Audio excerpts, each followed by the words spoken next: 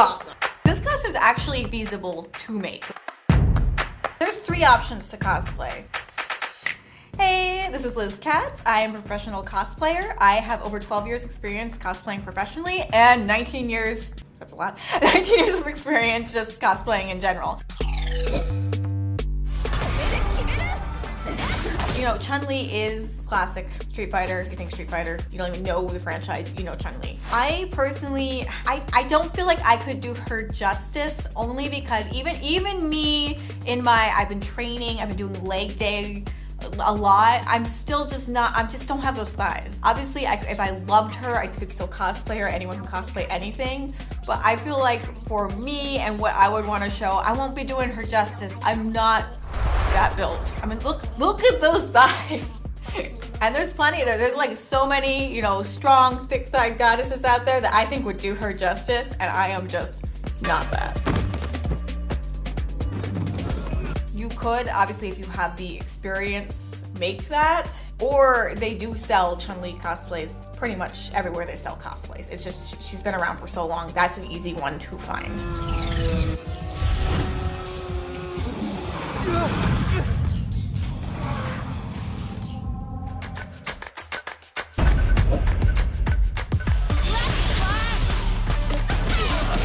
This is awesome. I don't know, I'm going through a little motorcycle thing right now myself. This is awesome. I love the kitty ears going on up there. I love the glowing. They actually sell little glow kits you can stick on a motorcycle helmets too. So this is all feasible. Oh, this is awesome. So they're not cat ears, they're just places for her to stick her hair. Oh, you've got nowhere to run. So this is Jury, this is the new character. I really only know about classic Street Fighter, so this is new to me. But she is cool. Like, I would look at her and be like, you're cool. I love the outfit. I love the top part of the outfit. I love the fact that she has those horn-like ear things going on with her hair. I'm kind of a space fun person myself. I always like something going on up there. I mean, all costumes are hard to recreate, honestly. Everything's hard to recreate. This costume is actually feasible to make. Like this, all these projects are difficult. Again, you really gotta like whatever character if you're gonna make a cosplay that you're doing, because you're gonna be working on it for a while. Honestly, I think the wig that you would do for that, I think that would be more difficult. You could try to do your real hair like that, but that, you know, I think you'd want to do that once, have it done, and be able to just pop it on at any time.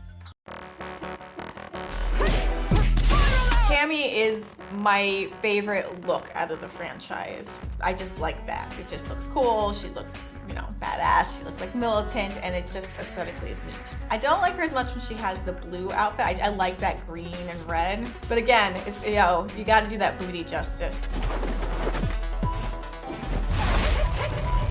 There's 3 options to cosplay. You can buy a costume. There's mass-produced costumes. There's places that are dedicated just to cosplay costumes.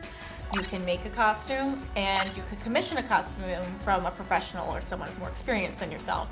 Making a costume, obviously, that's a whole project. It's a learning experience, a labor of love, and you have that pride of, I made that. That is the benefit. The negative of that is maybe your skills aren't there yet, the time, and sometimes the money you put into the trial and error of different pieces of it ends up being the same as if you commissioned it.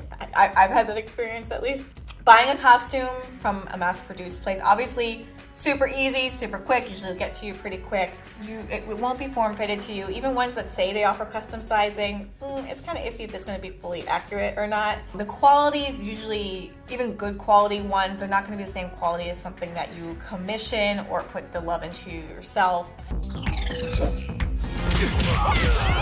So this character's outfit, I love her hair. Her leggings look cool to me too. I don't know what's going on with that top, honestly. So it's not that it's even on her shoulders. Like, all the bulk is right here on her sleeve, it looks like. But again, to get something like that, I would probably be adding foam on the inside. That's just how, anytime I want to add a bulk or a line to something that's fabric on the inside, I just add a piece of thick foam, or, you know, layer up the foam to make it look like that, because the foam's super lightweight. I'm sure there's other ways to do it, but that's how I would do it. But looking at this frame, it honestly looks like she's wearing swimmies. Like there's swimmies under there. You could wear swimmies under that and they'd just be inflatable, which would be super light. If you really wanted the bulk like that, wear swimmies. And then you're protected in the water too. So it's functional. You here to take down these punks? We could have had something. Yeah, sweetheart! I tell people that dating me, there's two things about dating me. The good thing about dating me is I'm real life Harley Quinn. The bad thing about dating me is I'm real life Harley Quinn. So I've done a lot of Harley Quinn cosplays over the years. I've done so many different versions of her. I absolutely love Harley. I love how they've changed her over the years too, from being just a sidekick to her own character. She's got main character energy now, and I absolutely love that. When it comes to her different looks, my favorite of her looks, I do like her look in her animated series. I think it's just a cute, fun look. I did enjoy her look. At first I hated it, but I did enjoy her look in the different, the original Suicide Squad, and then that second Suicide Squad movie, all her different looks are just amazing. So the Harley's makeup is different depending on her look as well. Some of the more new versions of Harley is really more of a messy look and stuff. It's not like a full clown makeup, and those don't take as long. Like those are even fun to do, because you're just kind of doing more normal makeup and you add a little pieces around like, woo, look at me, it's been a rough day. The full clown face though does take a little, like from the original animated series, little bits of skill. Don't recommend doing grease paint, but obviously you could do clown grease paint, or the biggest way to do it is airbrushing the white on, it'll last. I've also done it where I've gotten the lightest shade possible of foundation and I've used it as a white base before. So it can really vary doing Harley's makeup, but it really doesn't take any longer as doing, honestly, like normal daily makeup. Yeah, so I like I said, I love most of Harley's looks. I love this classic look. Grew up with Batman, the animated series, so I love the dangly hat Harley. She's not wearing the mask though like she does in the classic look, but honestly, for myself when I cosplay, I prefer her without the mask too. It just looks prettier, even though the mask is more like canon. Supergirl was actually one of my earliest cosplays that I made in its entirety too, was I did a version of a classic Supergirl. I didn't have any sewing experience at all at that time, and it was a stretch fabric that I had. So I tried to sew it and I couldn't sew it, couldn't do it. So instead I got fabric glue and I literally glued this costume together with fabric glue at all the seams, and I like shaped the S and just glued everything on. And you can't tell, honestly, if you look at this cosplay, you wouldn't say, oh, that's glued together. It looks just like it was sewn. It probably held better than if I did try to sew it. The cape I made was a little wonky. I made the original Supergirl cape, which I think was just more of a plain looking cape, and then so I did the New 52 Supergirl. That costume I actually commissioned, but I made the cape for that, also with fabric glue, because I don't sew stretch fabrics. But if it holds, it holds.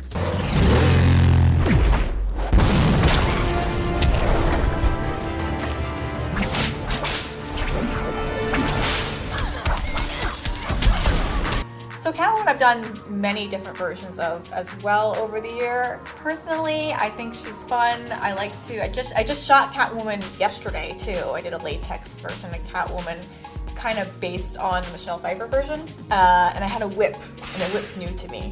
So Catwoman's just fun because you get to explore more of those flexible poses. I've really got into character with the whip. I think everyone that was in the studio that day got hit with the whip. It was a real whip. It tried to take down lights. I had fun. I can crack the whip only still in what's called a Catwoman's crack. I have not mastered the whip by any means. I can crack it. Sometimes it'll do the underhand crack correctly. Otherwise, I can swirl it around with confidence, but I am a danger to myself and others with the whip.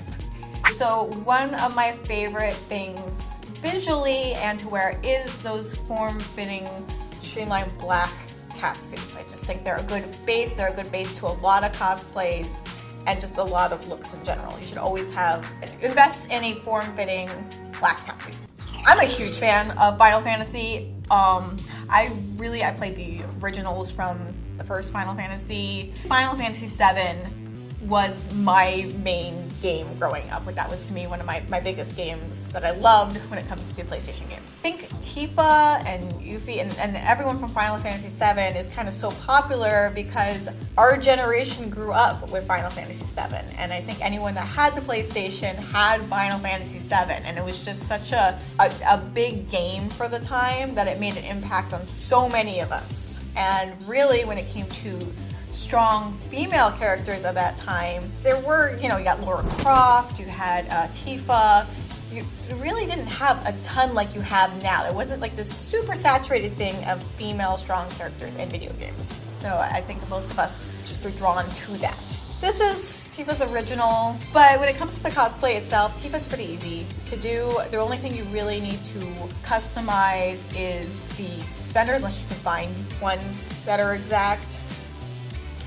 You've got the gloves, and then you use a little bit of thermoplastics involved, so she just has the one arm brace for the originals, and then on the boots she's just got little armor pieces on there. And again, I'm always amused to see what I can stick to wear. So if you use good glue, you can stick anything to anywhere. She's had a lot of variations over the years, though. So like her one in Advent Children, which I think is this one, like this look. So Advent Children is a totally different look. I personally never really was fond of this look. She looks less tough to me, a little more fragile, and I didn't like that. This look, she looks like, I don't know, it's like she's ready to box. She had all those moves with punches and stuff, and then the newest version of Tifa, they kind of took this look, modernized it a little, and then also turned it down some notches. And that's the only reason why I haven't cosplayed it yet, because I'm like, they changed it. So Rogue is another one of my, there's certain cosplays you kind of, you're rocking that cosplay. Rogue is mine. Rogue for all the X-Men characters. I love being Rogue. I can pull off Rogue. I absolutely love being classic Rogue. Again, my strong point is working with foams and thermoplastics. It is not sewing. So that's something that I had commissioned. The prints and stuff from this studio called Arachnid Studios, you can get those prints there. And you can either have them screen printed and then construct those costumes yourself, or you can send them off from there to be constructed.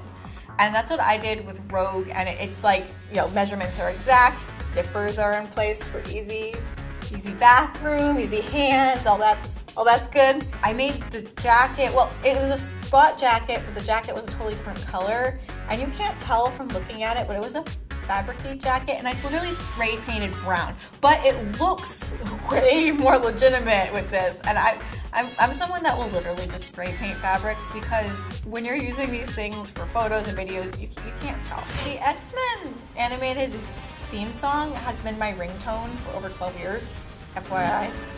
I'm really excited about doing Lady Deadpool this summer, since I have not done that yet. I've really been physically working on things to be able to be Lady Deadpool. I've been writing one-liners that you won't be able to hear because I'll be so muffled, but I'm so excited. The best con for cosplayers, to me, and this is for if you're just going for the fun of cosplay, meeting other cosplayers, and it's definitely a party con, Dragon Con. Dragon Con, as a cosplayer, looking for a good time and see other cosplayers, 100%. My biggest advice, if you're looking to start cosplay, don't overthink it. Just do it. Just do it! Do the thing. If you want to buy your first one, buy your first one. If you want to, while you're buying and doing your first one, start on making your first one. Just do it. Watch tutorials. Don't overthink it. You're not going to do it right, but that's how you learn. And you're going to be proud just because you made that. This has been Liz Katz, and you can find me throughout the interwebs and on social media as @LizKatzOfficial. Thank you guys so much for watching me react to all these different cosplays and video games.